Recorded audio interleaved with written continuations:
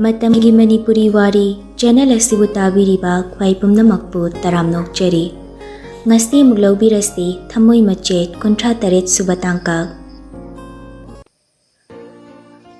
Christy yum yoraduna mabungbu kauduna changlai. Dada, ho dada. Machal na mapaldagi kauraga changlakpaduda Danabir kitchendagi thoklaklaga. Kaidoroge thoi, adu kana kauridubo?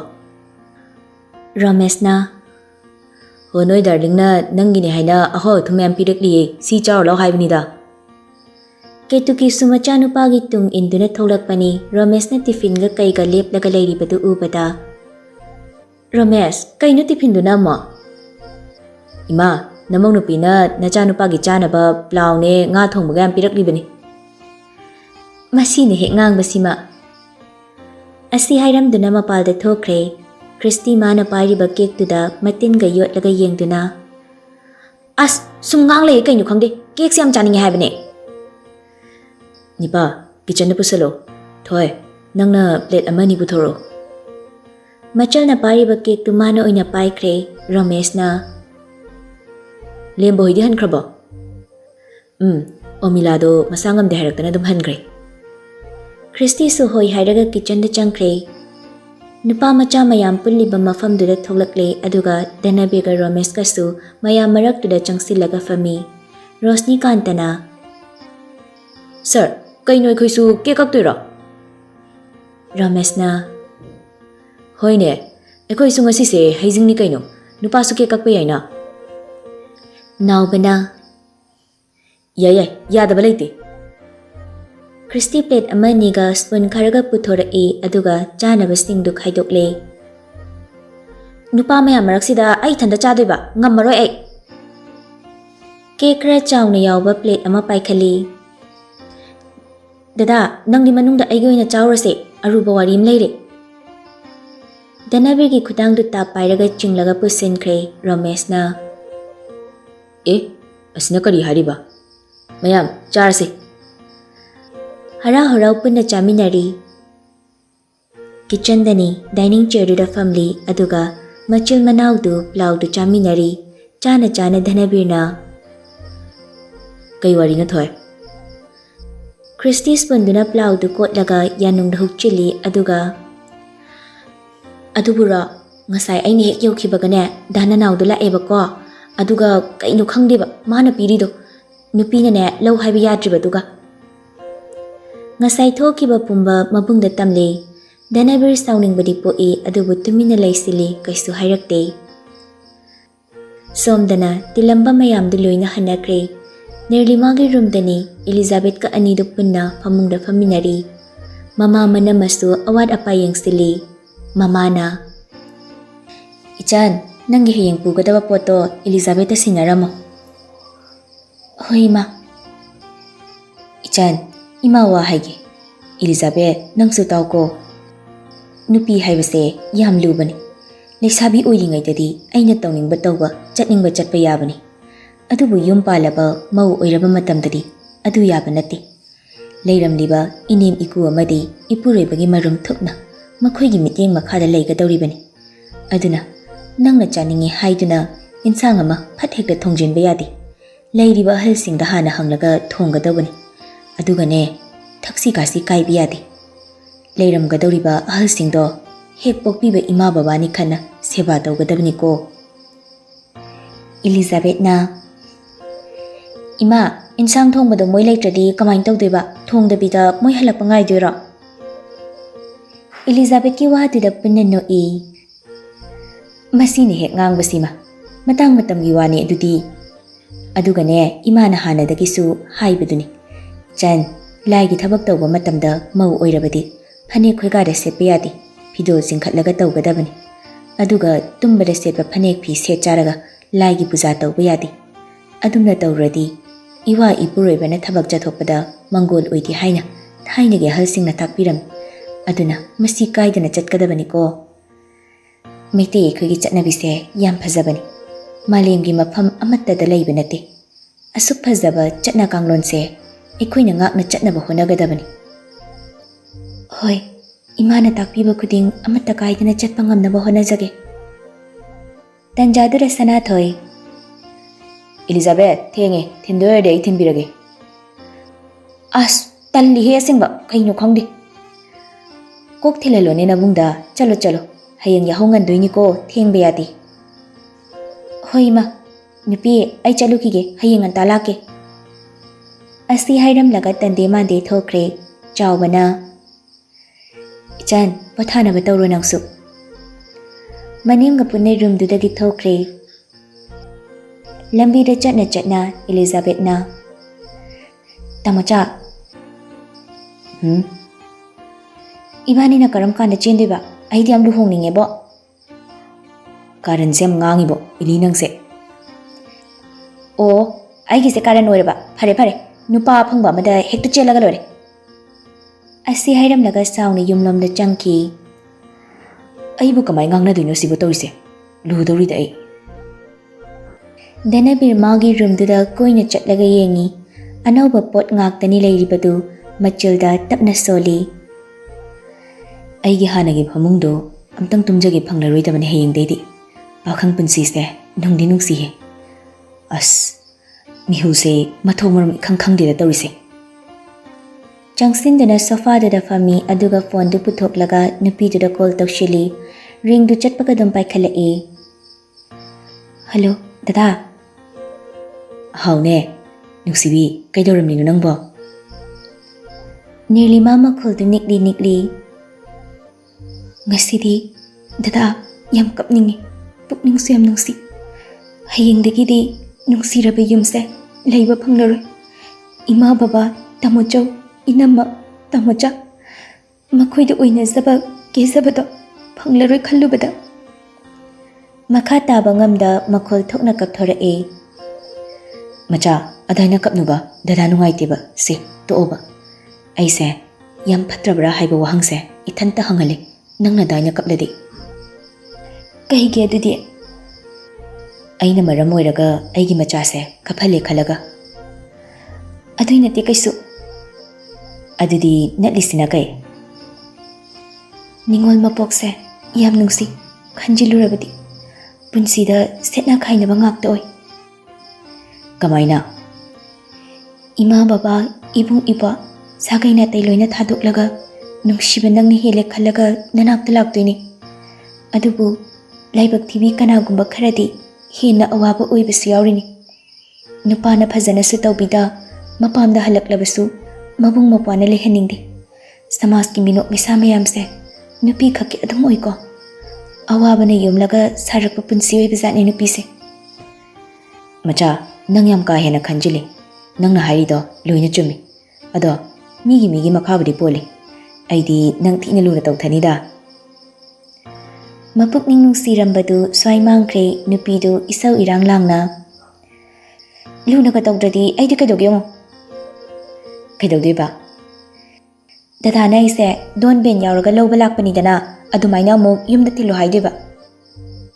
Then ever Makul talk the Nogla E.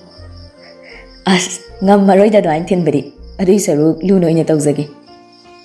Hoi, Tobio Adada, Tumna Batorase, Pungsu Ting Labani, Hayang and Hoga Tuineba.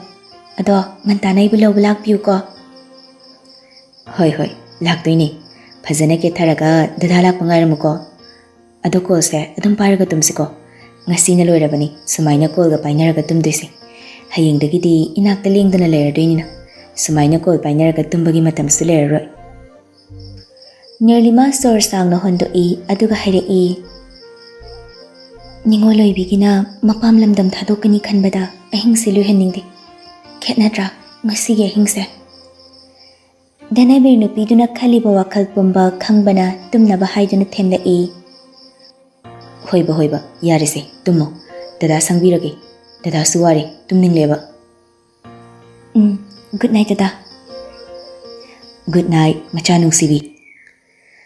Then I be set up na Hogat Lagalak tuna, guest from the Changlak tuna, Pamung the Tap na Hiptay. Matangi Numitni, makeup artist lak tuna, Ngantana Kiba Hogre. Ngaki matungda kiba siloy kray, ngasi di cham na fazay, wang kayfi, red na mapal oiba, laysu, red ngak to oiba to maili, aduga chana na, red machugi blouse to malitli. Thambal lekhok mayek naibiduma chengtok toba khwangduda leitengbadudi adukki matik fazare. Laibakki malem leisaduna hena magul ama hapagum tawkhre. Thaurang pumba loireduna mamana chengfu cheng haibire. Aduga kundo lengnaba haiduna Nirlima tholakduna kaunafak mathakta famkhre. Nak yette Elizabeth amadi Sophia family arang famgi ahalladuna takpiraga kundo lengba haukhre. Cameraman duna photo videos kaya namdi. Nirlima kundo lengna mabukningda khali. Denabirna yausangda magi damal mi khatnakiba aduga magi awaba kayada mamang thangna saruk yabikiba mayamadu khalubada momon tawrai. Elizabeth na kaino kaubaga tada khai nokmi tawiduna. Ha, ai kaubra. Kaude. Ngasaidagi maido kitanon khalo haraga tadimi. Ikaina nokmi mamaido non khalai. Ngaki matungda kundo lengbasu loikre. Cameraman duna kundo anido punna pahelaga photo video kya namdi. Sanahalna Ibungo noigi do loirabadi chak chanaba tawba yaradro matamse thengjinkre. Hoi babu loizare. Noisi sida punna chadawni ko. Taha manung lomda amuk changkre. Kitchen dani dining chair duda mama mapana nak yetta famduna chak chanaba tawri. Sanahal chak tu chakho mama machada inbi. Ipagi bema nunga yai phanapan bo oyu koi chasidi. Mama na amuk chak chakho mama paiduna hairei. Ichan imana ngasi ingadawriba chak chakhumsina. Ichagi punsi nungsangba. Ichagi yumbal punsida awatba leitaba. Nunga yai phaba yumgi yumburembi ama oiba ngamjaroko. Asi haina machanupida chak tu inbi aduga mapi taraklibadu taithoi. Nirlima mabukning nungsina kapi. Sanathoina Ichana su khojana kirise imana na kaphandana loithian dore torise. Chak hana charo kona kapnarasi. Chak lamni kanda kappa honade. Mayamdu pukning nungsirambadu nokmi tawnarei Sanathoigi waduda. Chak chaba loireduna ngakpa thanari. Tanjaduda Nirlima phone du lai. Elizabeth na phone du lamduna yengi. Se noi dadani. Nirlima nokmi phone du lawi. Dada Hauni macha kaidoramni no nangbo. Chak chaba loida ngairi ngak hepine. Chak miyam chadro horen wadanaba. As chaba yadi kaigino khangde. Elizabeth na Nawagi manakta chatorena mathum marang hauri oini. Aina somna thawai nungaitaba manyumlaga khangle. Danabir su taraduna nogrei. Elizabeth na trongang lido mahagi sumatam lakini hayo. Yareba. Ramesh na Kanagano mo wari tawriduna somdana bor mangkhre na thina hore. Macha ai thamlage ko horen fazana ke tharaga dangai mo ko. Hoi dada. Ibo nangam fazadi ngai ba fazana ngamdi horen dagina nakta le dawni ne. Aina kai dorage nangi sumatam lakla khangi. Asi hairam naga thokre Ramesh namu. Mana goina chumsalamine saksidi. Nungthilgi pung ama tasinkre nupi mayumda isai suhokre. Ngahawki matungda bor su yoraktuna mandok mayayda famkre. Kaina su tholaktuna lay koiba hokre. Mayamdo mahay sonay. Bor kanyani se unthok na chanakre haywane. Luhongba loireduna bor di hankre.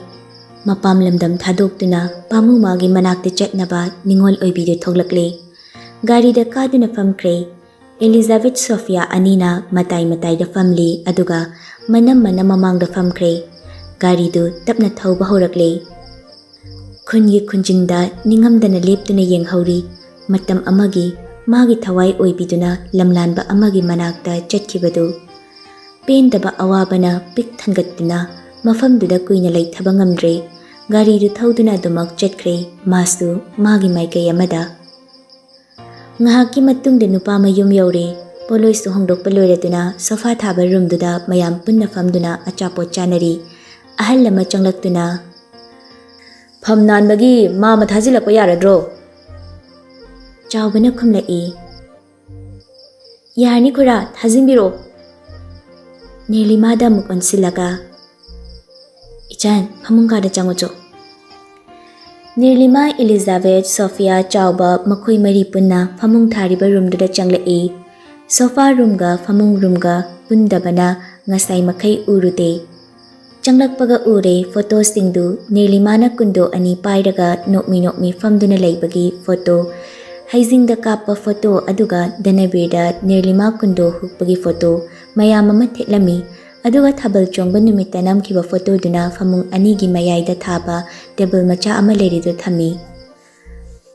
Elizabeth changsin khidna photo do tapai khalaga yengi. Nang nupasi ya he, nupi ayoy ni ngawre haba. Chawbana.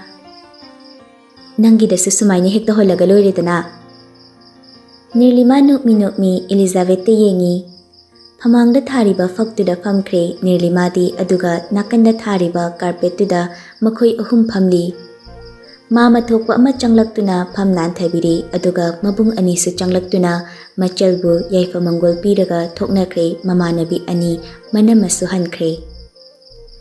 Christy ga punna Nirlimadu kitchen da changminarai Danabirde dining chair duda phamdaga leiramle Nirlima ubada nokmi.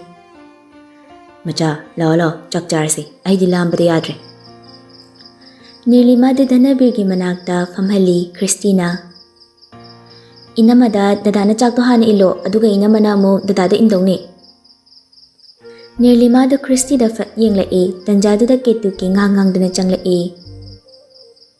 Bungo du chakchana ba kauro ne noi bu thengkini. Macha ga mamauga punna family badu ubada. Pare, charo. Danabir chak tu tot laga Nirlima de ilai. Manim leiba ubada mayaka thok laga chak tu chabangamdre. Christina. Ima, nam da thokroba, inamase chak chabangamdre haiba. Hoi, thokrage. Nokmi thokre, lady belay sabi singdo, phone do, camera thangduktana, video launa balay Danabir na. Macha, kaya ko na smiley ko ay no. Nirlima maya do fat ka thoklaga chak tu chakre. Inama nang namuk ilo.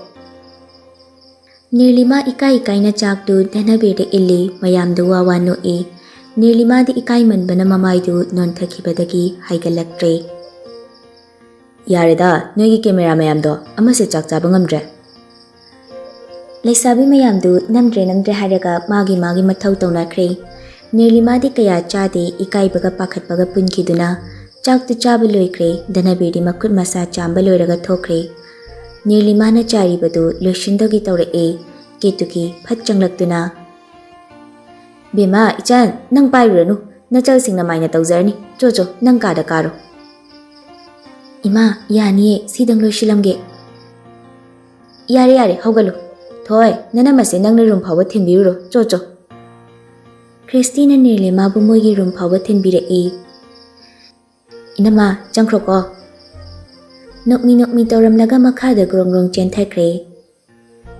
Nirlima tapli changlaktuna phamungda tapna famduna lei ngehak leibaga Danabir su changla Nirlima na red set tawraga phamung mayayda famlambada ubada nokmi changsila aduga masu phamungda tapna famtharakla kaura Macha Yugi manamduna tonda bang pali Nirlima fat yengla Danabir su nupidugi mityeng dragyan taratuna Kitang ni mayam punbadu da yadabagi tawbani Nirlima kumlakte phamungdagi fat kumthagi Danabir khudang du tap yali Kaidano Sanalik sing silak thoke tawba aduga mai sutage sumaina keraga tumba hinade Danabir Nirlima bu chingthaduna phamungduda famhali aduga pocket tagi box ama puthora box tu hanglaga lik ama puthora lik tugi medal da macha haina ming thari tapna Nirlima gi ngaksam season b Nirlima medal duda makhutina pairaga Dada Hauni macha Manamduna manaton do fat meli Sorry, I brush tawuge nang sumay tani haido tarulo Taha hogat laga bathroom lairiba dom du changki Nirlima nokmi siramliba sanaliksingdu dressing table mamangda leplaga lagthoi aduga mafam chana thamjili. Denabirsu bathroom dagi thoglaki. Nirlima du hoi mai hairamdabi bathroom da changkre. Denabir changkri du da tumini yenghauri tapna machil da soli. Romesina hekta namdana bitaktana kai sare hoze. Hamung da changsinduna fami. Nirlima du mamai taba loiraga thoglakduna dressing table mamangda leplaga mamai du cream texili. Denabir sum yenglambadagi prap laklaga fathekta faina pamkhatlaga thangduna purai. Nirlima ipa pakhana. Kaino dada thammo haiba. Phamungda fat thamlaga. Luhongba numita kanana daing tawnage magi nupa thoksadabase. Nirlima tingak. Ai haiba loide Denabirna nupidugi machilda makhuna thammi. Nirlima satta thak yengli. Denabir prap chatkidna phiyandagi khudai hangam pal machugi mapalda maroon na chenbadu hongdokre aduga lai. Nirlima famungdagi fatkumlai. Kaidi chatki hamno? Kaisu chatloiba. Asi hairaga perai Denabir nungsina Nirlimagi khazaida siklaga. Kaigino perise? Dadana ingonda kana ngangli natro. Denabir do kitang inthoi aduga famangda lairiba faktu kangthol makhada insili aduga fatkum tharaktuna Denabir do onsilaktuna makhung sokna khurumi. Denabir nokmi Nirlima bu hogatpi aduga faina pamkhattuna phamungda thami.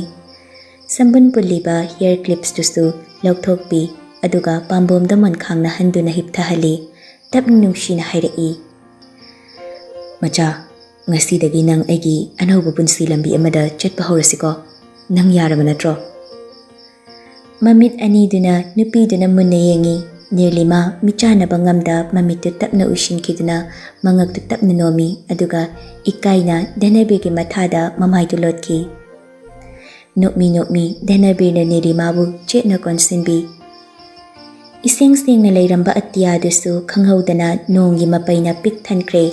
Nongliksingdu pikna tarakle. Anauba punsi lambida khong thangzilakliba sabi sanau anigi punsida lairamba jayetnaba pumba chamthokpirage khallaba male nonglik manasu. Ahingda chaktaba jiba singsu tumin lainakre.